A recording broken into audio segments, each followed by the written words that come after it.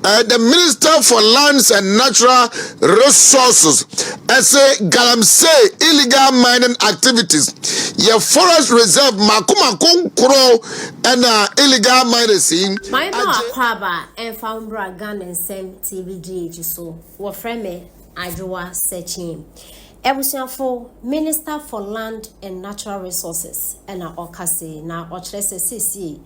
Galamsey into Kwano NDC for Omunsema enya sem kitwa kra na ensase bako enkron na NDC fo mpanifo bi age a omu etu Galamsey wo so a enya sem kitwa kra na otrese omu opposition no na asem ne ka no different na omu ba pawe eno wahu se Galamsey ne kono enya sem kitwa kra na nanse beto odwa okateche frifa na journalist fo ne bi eko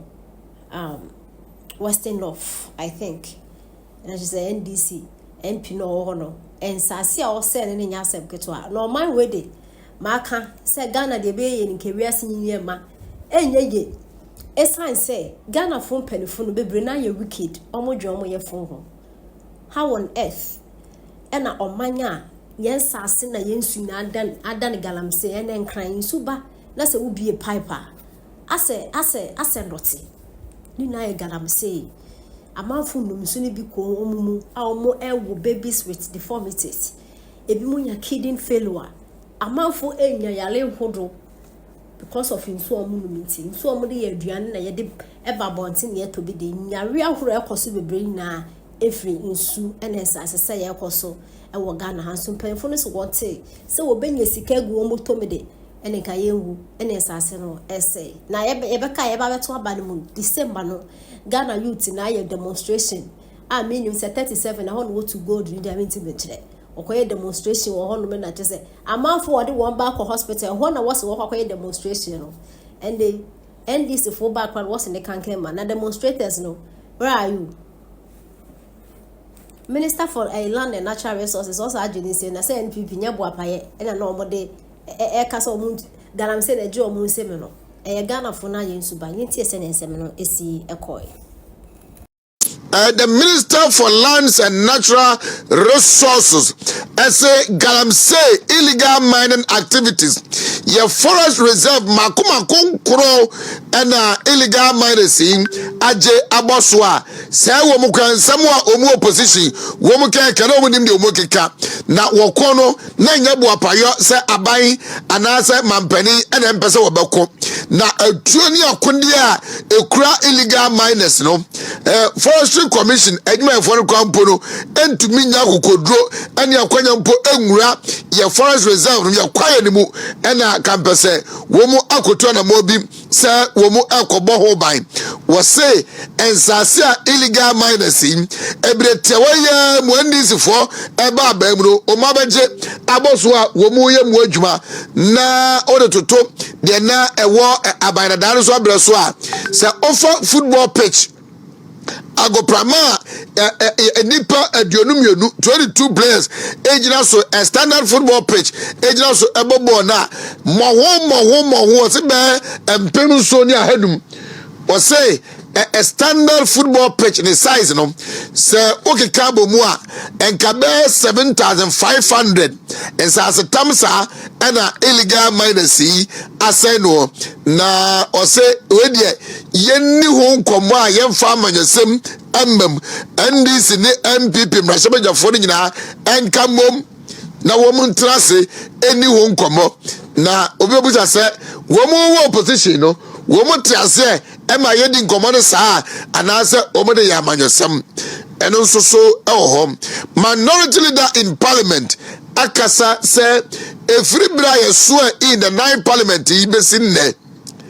NDC for our Mashabajafo a with the independent MPs rekanwa where waha edio watching so 187 nanso so munko parliament ema NDC for enya numbers more than 104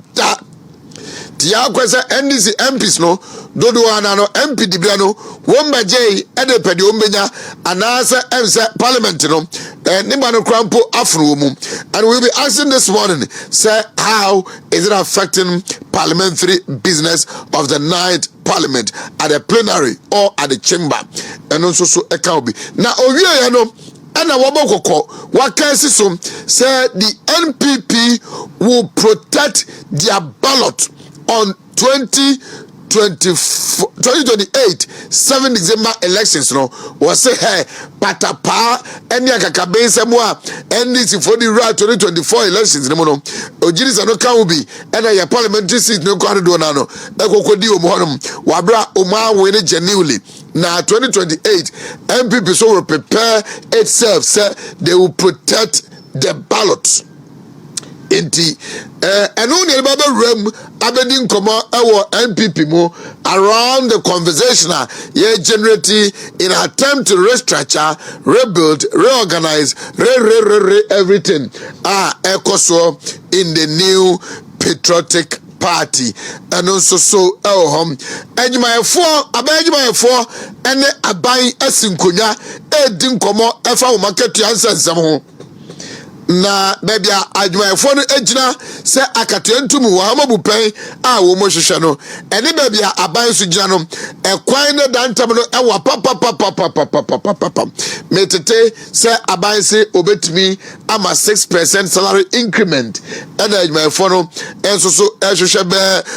40% at least 35% bi na eno so no eye nkomo a eno so no ahyase a unity eba. Dr. Muhammad Bomia has scripted about the current happenings of this government. Say and you may be a koso ewo memuno eya kwaye se mampani ena ban ebuomani agunia mebi so anase omutu na mobia enye kemame nkabi ene amamuo papa efapem eno no especially on womu a abaidada no emo madwuma eyeye na aban Buah payo se trimodio se ni pabonesemo wa sha se